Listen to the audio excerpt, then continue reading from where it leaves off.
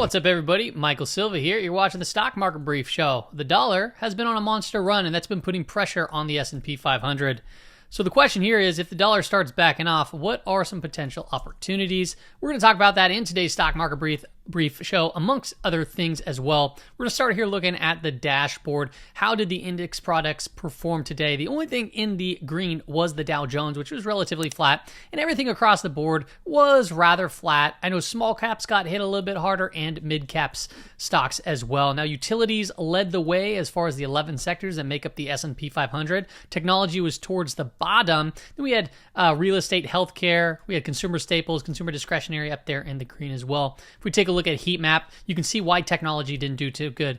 Apple was down a whopping 2.92%, following through on some of its bearish days here. Now, there was news that came out around Apple. There was also news around the consumer consumer defensive area, like consumer staples, news around Walmart. And actually, the market started bidding up a little bit better today when this news dropped. There's just news stating that Walmart was cutting starting pay for some of the new hires. Yesterday, we had discussed the zones and how XLV, XLP, and XLU were reaching to the lower range. When it gets down to these areas, you got to look at a technical chart. And really, we saw some massive selling in these areas as we're coming down to these lower areas. It's not the area that I would say, yeah, go short. It would be looking for potential bounces from those safety names. And that's really what we saw. If I update you, you can see they came off a little bit of those low ends slightly there as utilities made it more back towards the middle. And as it stands now, everything's really standing from a more of a neutral perspective, but I'll give you some more insight into this on some other assets here later. As far as the S&P 500 today, on the 15-minute time frame, we got outside of the daily expected move. Remember, 68% of the time it closes within there. So if you build a strategy understanding that probability and you do it throughout time, understand that 68% of the time we close back in here, and we sure did. Now, we're still actually outside of the weekly expected move. We'll be updating these daily expected moves and giving some thought process of what I believe is going to be taking place. If we take a look at the book map allows you to see the orders behind the candlestick. It really allows you to map out some key levels.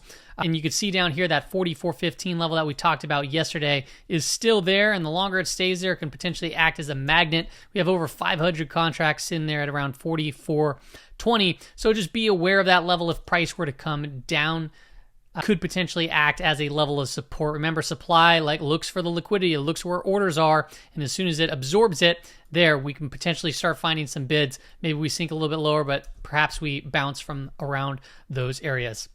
If I take a look at the seasonality chart, we are moving into the 5th to 6th trading day over here, which typically from a seasonality perspective looks like a down day, but we're kind of in the area where we start looking for a bounce. And we discussed more in detail this specific back end of the seasonality on yesterday's market brief. So if you haven't watched that, make sure to go check that out. Going into tomorrow, we do have a negative GEX here. We had a negative one yesterday, which was pretty big. And when you get these big type bars, they could potentially mark reversals or turning points. But as you can see right now, we are also in the red. So there's a little bit of a bearish bias going into Friday from a Delta perspective. However, if you look at this from a VIX Crush Fridays perspective, that's a popular saying there. If I take a look at the VIX on a seasonality basis for the year of 2023, and each day represents a day of the week: Monday, Tuesday, Wednesday, Thursday, Friday. You'll see here on Fridays there's a red bar. And why is it red? Well, it's telling us that 26% of the time the VIX closes above 0%. So basically it's telling us that only 26% of the time the VIX is actually positive, meaning we understand the correlation that if the VIX goes down, there are chances that the S&P 500 goes up. It's not a perfect correlation, but that's typically what happens. Okay, if we take a look at the weekly time frame, on last week's episode, we talked about this 45.27 level being an area of resistance. Well, we got slightly above it, but as you can see, since that point, we've rejected quite hard. So from a longer term perspective, you want to get above that. That can open the door to come back up into around this 4,600 level up there, okay? So we're still down. We have the weekly 5 EMA. We're currently still below. I'm sure there's bulls here that want to get back above that, because when we do close beneath it, it can could result in future more selling, I should say. Okay, here's the daily time frame. Now we've been talking about the possibility for a head and shoulders pattern, right? Boom, boom, boom.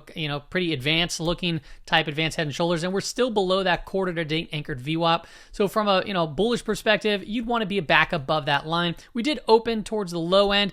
I would say as far as going into tomorrow's trading session, I'd say the downside is probably limited to around that 440 to 442 range in the SPY. As you can see, I have these GEX levels here, and this 442 can very well act as a level of support. So as it comes down here, it can push price up. And then as far as resistance goes, is that 446. So if we start getting back above that, that'd be a more positive sign. And as we already know, 446 on the GEX level lines up with 446.31 on the SPY, and that is the lower weekly expected move, which you can see when we broke it starts pressing away. So as it stands now, when I'm looking at this with the updated levels, a couple of things here. First, we're still below the month-to-date anchored VWAP, right? That's right here. That would be lined up with the upper daily expected move. We're below the week-to-date anchored VWAP, which is also in confluence, will be in confluence if we start moving up to around the lower weekly expected move, okay?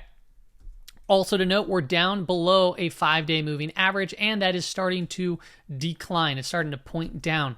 So if we start getting a move higher, understand that there's confluence with the week to date, the month to date, and a declining 5-period moving average. So you need to be tactical if you're going from the long perspective. We talked about the break here. It goes bearish, but with caution, because the caution, we can always gap right back up and through. Well, guess what? If you proceeded with caution, it has been going down. Now, if you want to be more bullish, what do you need to wait for? Well, wait for key levels, right? The month-to-day anchored VWAP would be one that I'd watch, that I'd want price back above. And then also the 5-day moving average too. I'd want this to start flattening out, right? And start taking a turn back up like so.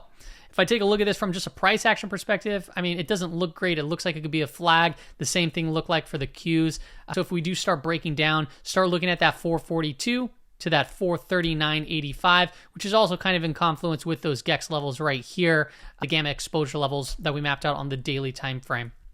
Okay, I want to go and look really quickly at XLG. This is the S&P 500, but it's the top 50 ETF. And I did want to note that, hey, we have, pretty important trend line. You can see prior areas of resistance, like 4 candles that hit it, one here, and then we broke out with a pretty nice candle. And all we're doing right now, we back tested it, and you can see we almost with precision in confluence with the 50-day and the 20-day, as the 20-day is starting to curl over. And this saw some strength. So are we going to potentially see a little bit of a bounce here to try to come get that 36 level? That's a possibility and something that I'd be potentially looking for. This little back test also happened to be on a little bit stronger volume. Now, if it starts breaking back below the 20-period moving average, I'd say just ignore it and let more time pass, as we know that some of the big mega cap stocks have been getting hit recently. But overall, I mean, if we're just looking at this chart and we ignore what it actually is as far as the asset goes, the 20 periods inclining to neutral, the 50 is up and inclining, and we really just are back testing a level in bullish context. As you can see, the price action has been making a series of higher highs and higher lows. If we take a look at the 10-year yield, the 10-year yield backed off slightly today. You can see both, that's just kind of breathing after a pretty strong run. So if this starts backing off, that actually might help out the growthier fund, such as XLG, right? We already know that if we see a rapid rate of change in the 10-year yield, it does put pressure on growthy names. You can see this quick little move right here. Well, you can see that quick move resulted in a quick move to the downside in the XLG. All right, so we talked about the dollar rising and what assets could potentially perform good. Well, as we already know, the dollar, when it goes up, it can hurt the S&P 500. And if it goes down, it can benefit the S&P 500. You could see that back in October of 2022, where we matched a dollar top, matched with the S&P 500 low. This went up, that went down.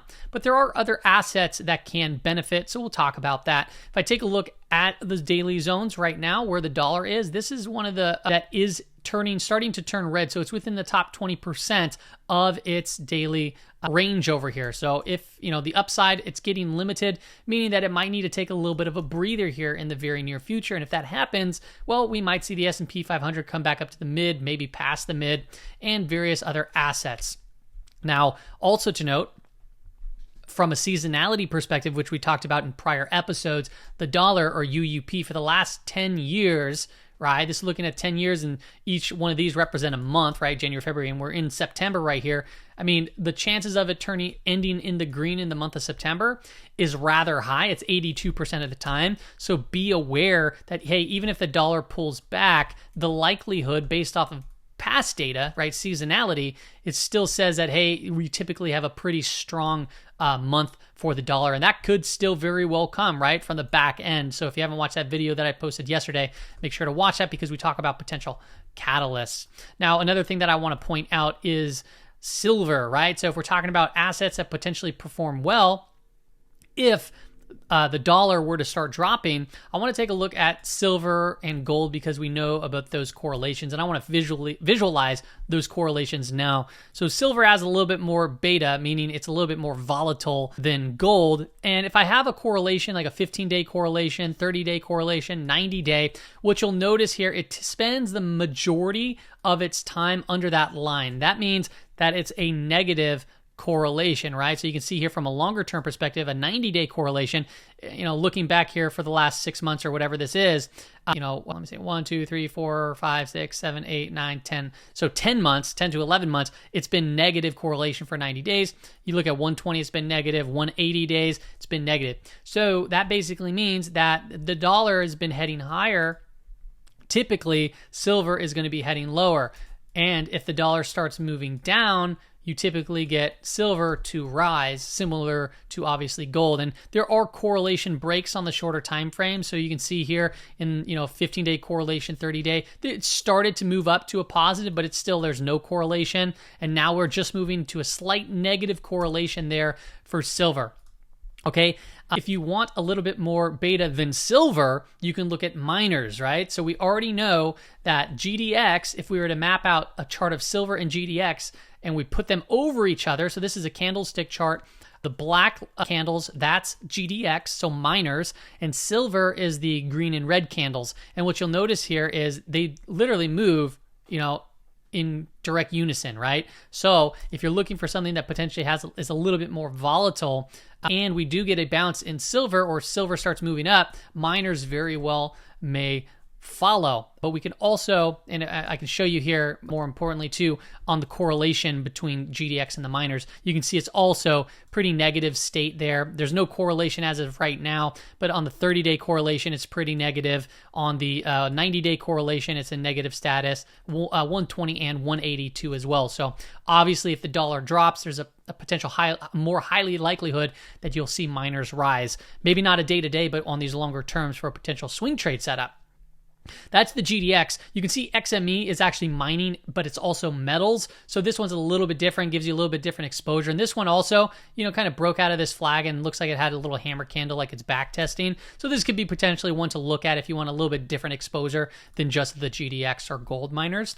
One thing that I do want to look at is the bullish percent index, and this thing is getting completely hammered down here at NAR 15. And last time we were down there was July to October of 2022, this period over here, but that led to a really nice run up. Prior to that was the 2020 pandemic. We got down there for a little while, and that thing launched some of the miners up. So we're down pretty significantly right here in the RSIs in that oversold condition. And oversold can stay oversold, and this can drop down further. But it is something to be aware of if you're a more contrarian trader. When we get down to these low levels and it starts turning back up, it could be a potential good sign for various miners. And I'll end this with a gold chart over here. Gold has obviously been pulling back. So if you really do not want a higher beta and you want, lower volatility, gold has, broke out of this. And now remember, right? Contraction. So expansion leads to contraction. Contraction leads to expansion. Then we contract, we expanded. And now we're kind of just pulling back here after that